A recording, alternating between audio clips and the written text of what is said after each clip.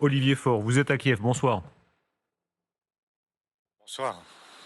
Est-ce que vous souhaitez, Olivier Faure, là où vous êtes, que la France aide davantage? On va voir plus tard dans l'émission les images des bombardements récents, des dernières heures encore à Zaporizhzhia ou à Odessa. Est-ce que la France peut faire plus? La France, l'Europe peuvent faire plus. Et il y a aujourd'hui un prêt de 90 milliards d'euros qui est envisagé par l'Union européenne. Et ce sont les amis de M. Poutine en Europe, M. Orban, Mme Meloni, qui aujourd'hui, M. Orban principalement en l'occurrence, qui bloquent ce prêt. Et évidemment, il y a possibilité pour faire davantage, pour faire mieux. Et c'est ce que demandent évidemment les Ukrainiens que nous avons rencontrés ici, qui savent que nous sommes à leur côté, mais qui craignent aussi pour leur sécurité, et on peut les comprendre. Il faut comprendre que ce qui se vit ici au quotidien, on s'est habitué, ça fait 4 ans que la guerre a commencé, et on a presque oublié qu'il y avait une guerre en Ukraine. Mais ici, tous les soirs, ils vivent avec cette application qu'ils ont dans leur poche, sur leur téléphone, qui leur indique les alertes, et c'est parfois toute la nuit des bombardements, même sur la ville de Kiev, qui est pourtant une ville plutôt moins sollicitée que les villes qui sont placées à l'est dans le Donbass ou en Crimée. Et donc il y a là une forme à la fois de lassitude et en même temps un orgueil, une envie de vivre et on dit une résilience, je ne sais pas si c'est le mot juste, mais en tout cas, c'est une détermination à résister et à continuer à porter le combat face à l'envahisseur russe.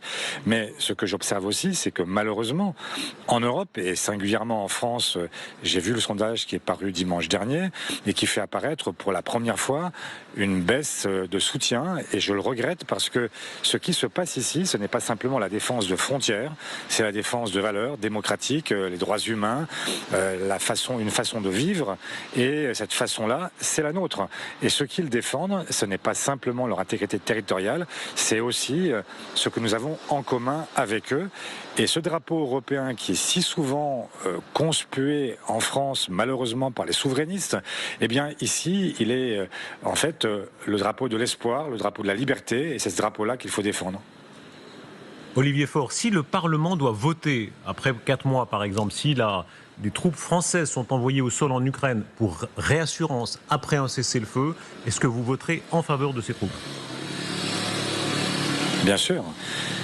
J'ai soutenu ce que le président de la République a engagé, cette coalition des volontaires qui permettrait, alors dans l'hypothèse où un cessez-le-feu serait enfin signé, à ce que des forces qui viennent de l'ensemble de l'Europe, du Canada, de la Grande-Bretagne, eh bien, puissent venir sécuriser et garantir leur sécurité aux Ukrainiens, ce qui me paraît être la moindre des choses et une façon aussi de garantir la paix. Parce que ce n'est pas la première fois que Poutine prendrait des engagements.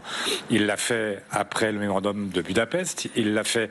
Je rappelle qu'à l'époque, l'Ukraine a accepté de rendre toutes ses armes. C'était une grande puissance nucléaire, même une des plus grandes puissances nucléaires au monde. Et elle a accepté de rendre son arsenal à la Russie en échange de la protection de sa sécurité, de la garantie de ses frontières. Et puis ensuite, il y a eu la guerre en Crimée, et maintenant, il y a cette guerre qui dure depuis 4 ans, qui est une reproduction, une réédition des trahisons de Vladimir Poutine. Et donc, c'est la raison pour laquelle, effectivement, il faut garantir la paix et pas simplement se limiter à quelques hurrahs de satisfaction prématurés dans l'hypothèse où Poutine accepterait enfin de signer un cessez-le-feu ou un traité de paix.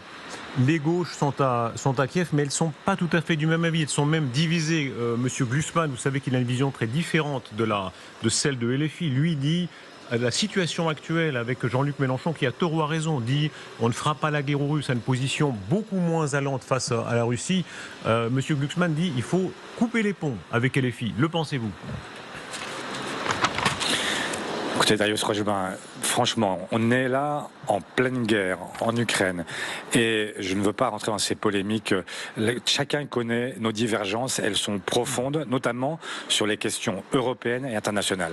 Je vous l'ai dit, je suis un Européen convaincu et je suis aux côtés des Ukrainiens depuis le début. Là, on est au cœur d'un sujet très important. Vous savez combien ça compte pour les Ukrainiens, les aider ou non, être plus ou moins face à... Il y a un passif de la gauche, évidemment. Vous êtes dans un pays qui a vécu sous la botte communiste la gauche a une image un peu partagée. C'est vous qui avez gouverné les socialistes avec les communistes pro-soviétiques qui écrasaient sous leurs bottes les...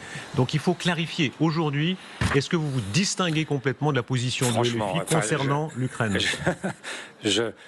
Je souris parce que la réalité, c'est que effectivement, François Mitterrand avait des ministres communistes dans son gouvernement. Mais est-ce qu'à un seul moment, vous avez en mémoire un président Mitterrand qui aurait cédé à l'Union soviétique, qui aurait à ce moment-là été du mauvais côté et considéré qu'il fallait avoir une politique pro-soviétique? Jamais ça n'est arrivé.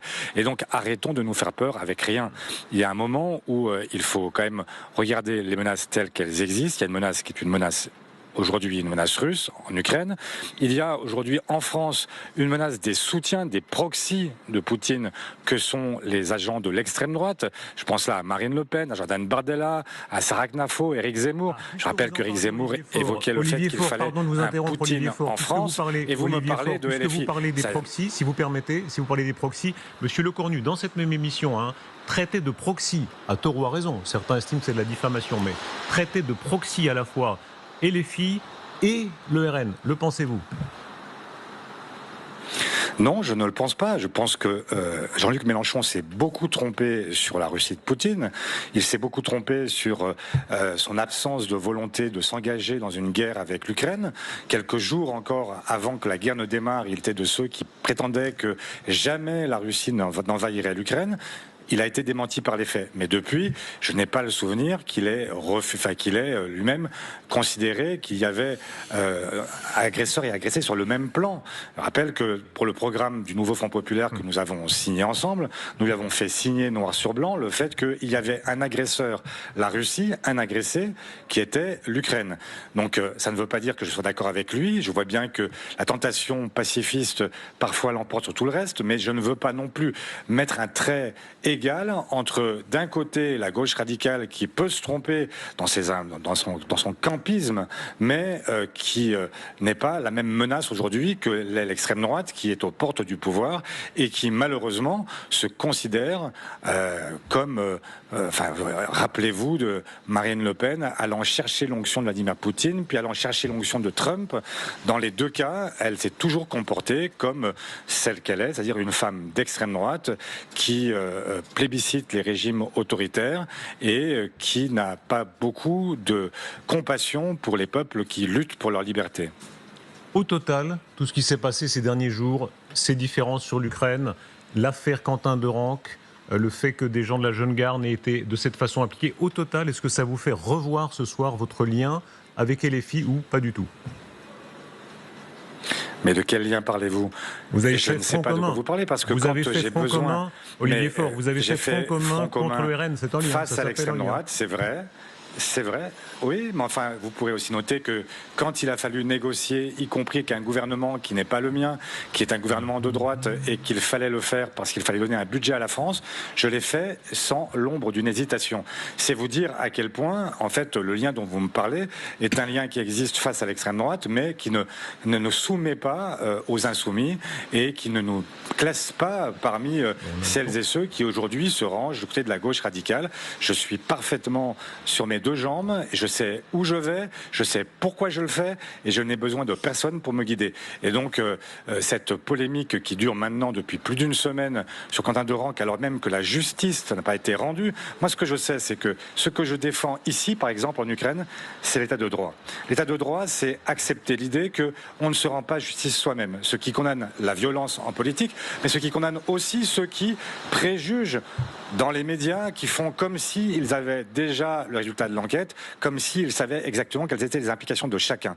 Donc si nous voulons défendre l'état de droit, il faut le défendre non pas de manière intermittente, mais le défendre à chaque occasion. Cela vaut aussi bien pour l'extrême droite qui n'a pas encore été jugée définitivement pour le procès qui est aujourd'hui en appel de Marine Le Pen. Cela vaut aussi pour LFI. Je ne sais pas quelle est son implication. Ce que je sais et ce que j'ai condamné personnellement, c'est le fait qu'on ne peut pas en permanence être de ceux qui s'exprime avec une forme de violence verbale qui peut conduire parfois à légitimer aussi la violence physique. C'est ce que je condamne et c'est pour la raison pour laquelle j'ai demandé à LFI, sans grande chance d'être entendu, qu'ils fassent leur examen de conscience et qu'ils acceptent enfin de considérer que la hooliganisation de la vie politique, ça ne conduit nulle part, ça ne conduit malheureusement qu'à des drames comme ceux que nous avons connus à Lyon. Olivier Faure, merci beaucoup d'avoir été avec nous en direct de Kiev. Merci beaucoup. Merci à vous. Bonne soirée.